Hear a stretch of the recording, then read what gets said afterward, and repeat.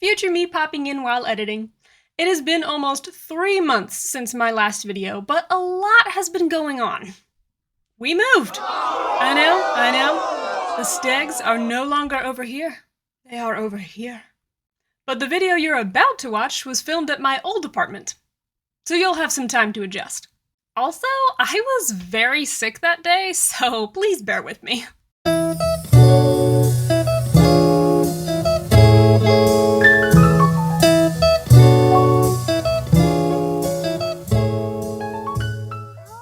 Hello, my mushrooms!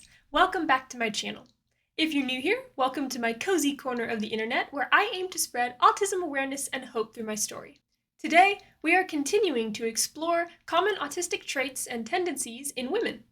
In this third video of a 4-part series, I will delve into my personal traits and tendencies revolving around Rudy Simone's list of common autistic traits in women. There are 4 columns in her chart, and we'll be discussing the third column today, emotional and physical. If you would like to watch the first 2 videos of this series, here is the link to the playlist. Keep in mind though, they don't need to be watched in order.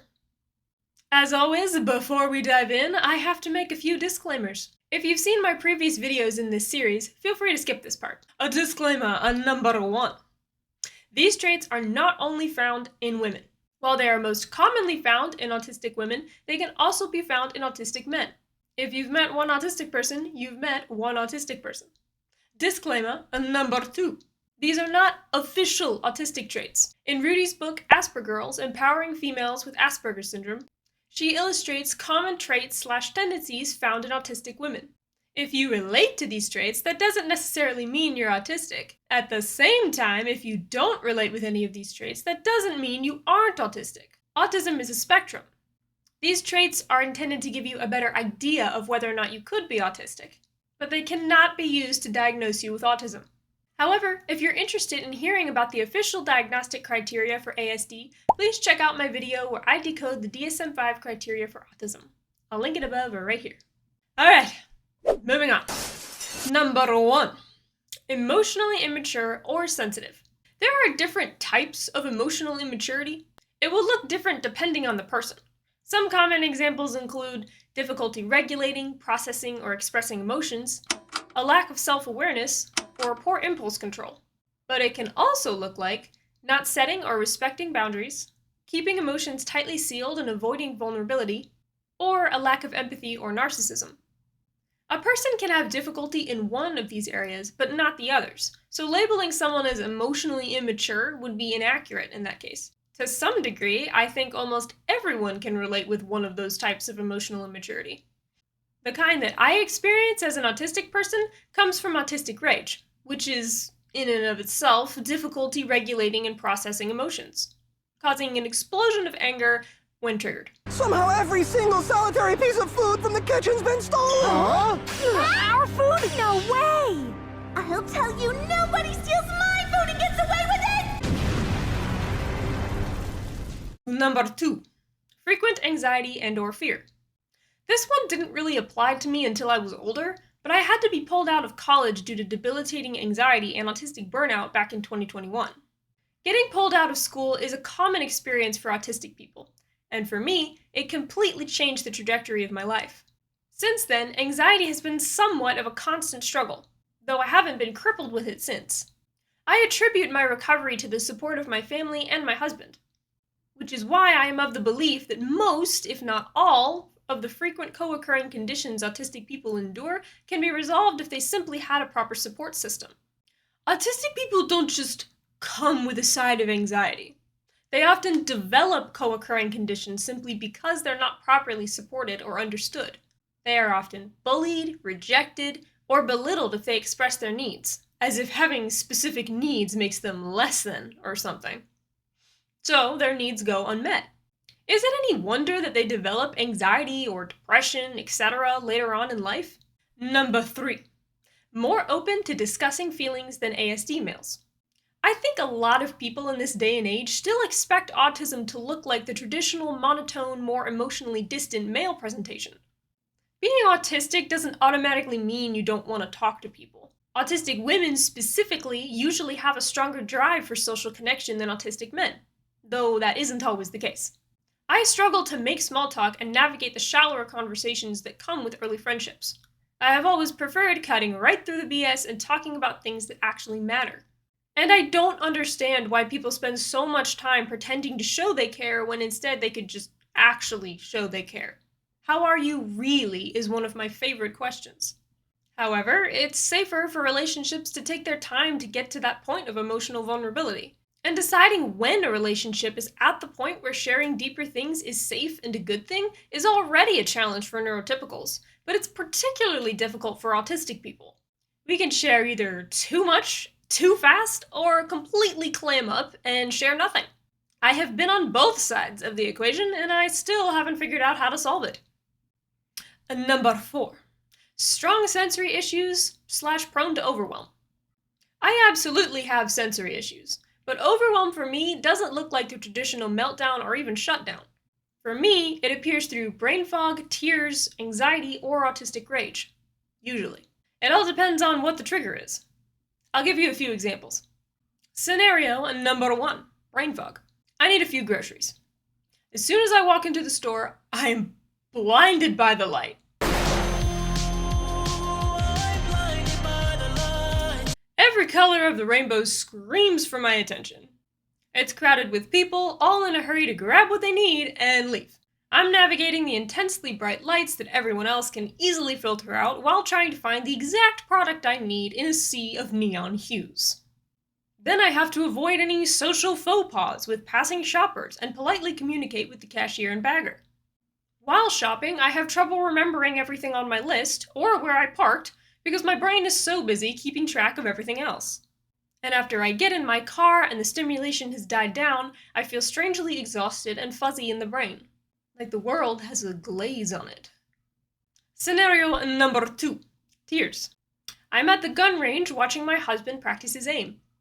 Gunshots go off sporadically, extremely loud, and unpredictable. And my ear protection is not enough. I start to feel anxious. I can't think straight.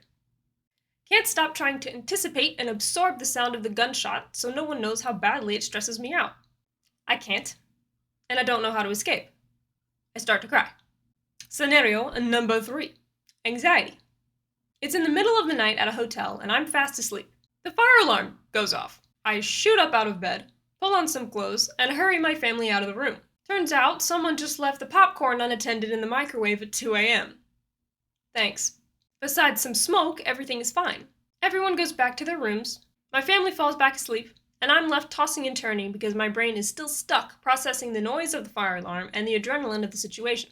I don't think I got to sleep until like 2 hours later. It sucked. Number 5, prone to depression. Oh, this is fun. I have struggled with situational depression before, but the only note that I'd make about my depressive seasons is that they've lasted longer than probably most neurotypical people. I'm not sure if that's because I'm autistic specifically, it's just something I've observed. Though usually, when my actions veer off of the typical reaction, it is because of autism.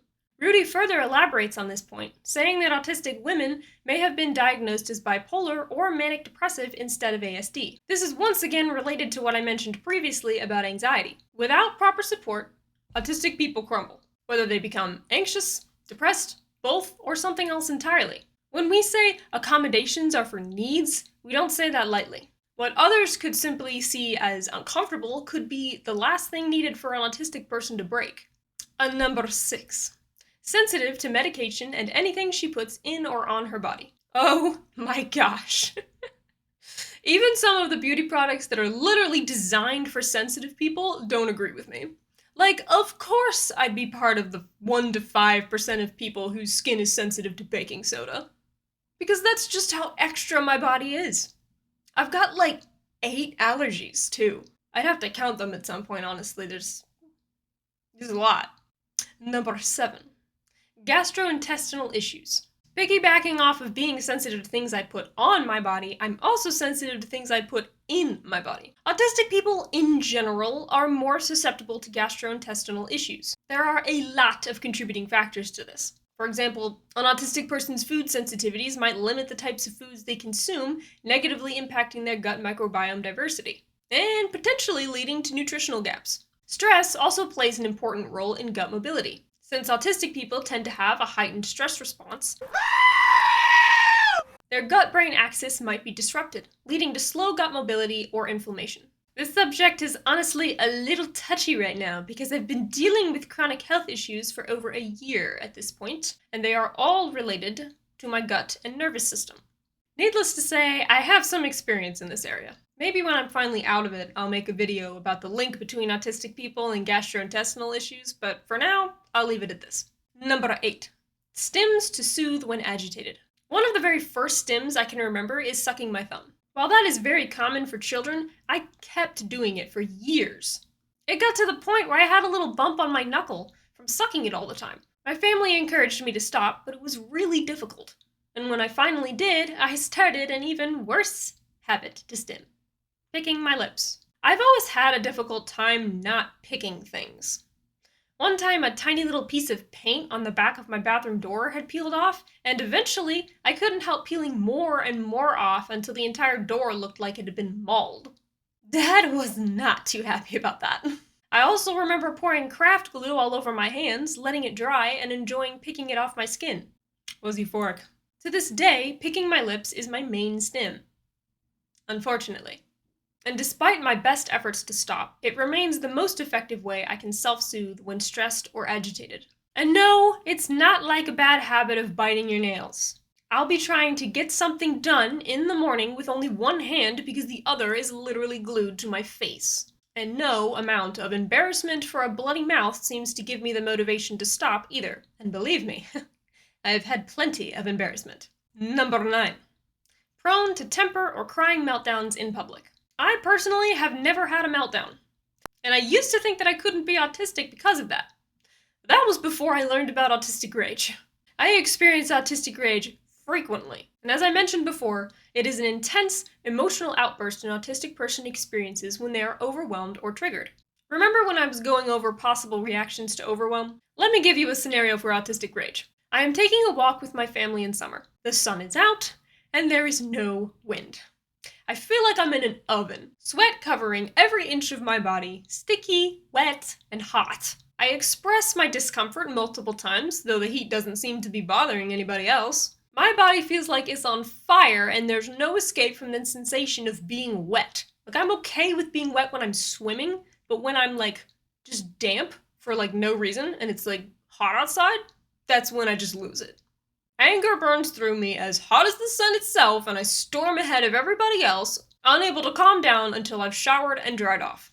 Not my favorite feeling in the world. I hate summer. That's not entirely true. I actually don't mind summer a good bit of the time. I just have to be outside in the morning or in the evening, because anytime in, the afternoon or past 10 a.m., I feel like it's just an oven. And number 10. Physical when happy. Physically expressing joy seems to boggle the mind of neurotypicals, to the point where happy stimming is often the subject of ridicule and mockery. And to those neurotypicals, I would ask, what exactly is wrong with expressing joy physically? What's wrong with flapping your hands in excitement or jumping up and down when you're happy? While I've never been a big hand flapper myself, I am very expressive with my face, especially when I'm happy. And when my husband came into my life and made me feel accepted in a way I had never experienced, I started wiggling when I was happy. Yes, wiggling. Like a dog wagging its tail. Don't ask me why. It only happens when I'm overcome with excitement. Physically expressing joy is not wrong. It's just unique. So to all my autistic mushrooms out there who like to physically express your joy, you happy flap or jump or wiggle your way to happiness. Number 11. Hates injustice and being misunderstood. Can incite anger. Me to a T. Being misunderstood is actually my main trigger for autistic rage. I'll be having a normal conversation, say, with my family, and then my tone is interpreted wrong. Or I don't understand something someone said and it needs to be re-explained, causing irritation on their part. Or maybe someone will push and push me when they're not understanding what I'm saying. And no matter how many times I explain myself, they just don't get it. Autistic rage can take me from having a pleasant conversation with my family to storming off to another floor of the house to cry in a matter of minutes. Number 12. Prone to mutism when stressed. For those of you who don't know, mutism is defined as the inability to communicate through speech. Selective mutism, on the other hand, is a condition where a person, usually a child, is unable to speak in certain social situations, even if they are capable of doing so. A lot of autistic people experience selective mutism. It's a very bizarre and frankly embarrassing thing to experience as a high masker. There have been only a few times as a late teenager where someone directly spoke to me and I couldn't say a word. More often than not, though, I experience selective mutism in group conversations with peers. And it's more than just social anxiety. I'll have something to say, but I literally can't get it out, like there's a physical block in my throat.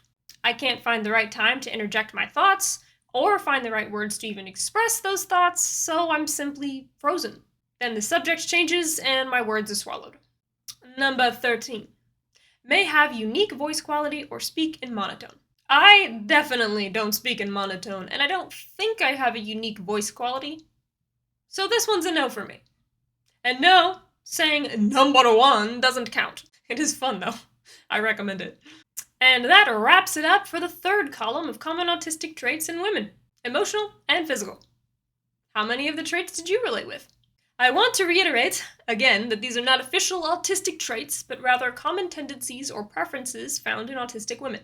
This means that not every autistic woman will relate with them, and of course, autistic men and neurotypicals alike can relate with them too. If you enjoyed this video and you want to become a mushroom among wildflowers, please consider subscribing to my YouTube channel or my blog, and I will see you in the next one.